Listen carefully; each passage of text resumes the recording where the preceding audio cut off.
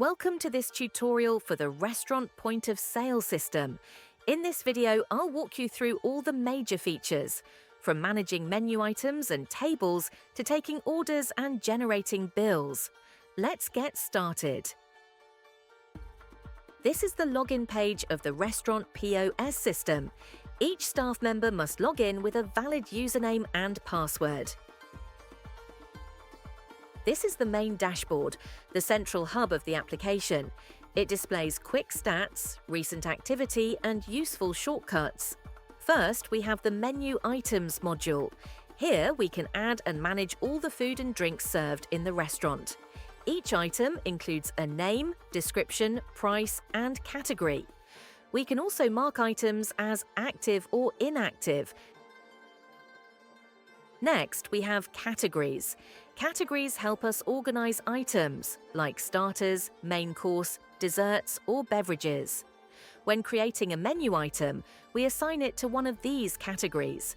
This makes it easier to filter and find items while taking orders. Now, let's look at the tables section. Each table in the restaurant is listed with a unique number and a real-time status, like available, occupied, or reserved.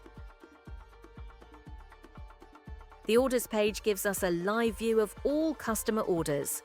At the top, we can see tabs for running, completed, and cancelled orders.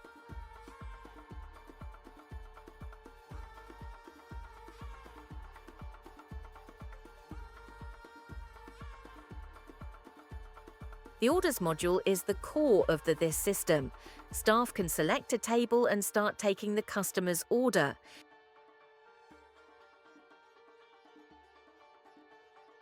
They simply choose menu items, set quantities, and add optional notes.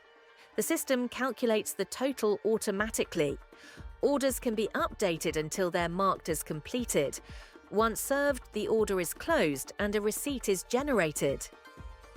And that wraps up the demo of the restaurant POS system.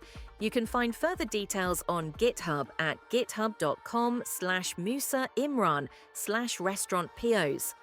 Also, you can contact us for the source code. Thanks for watching.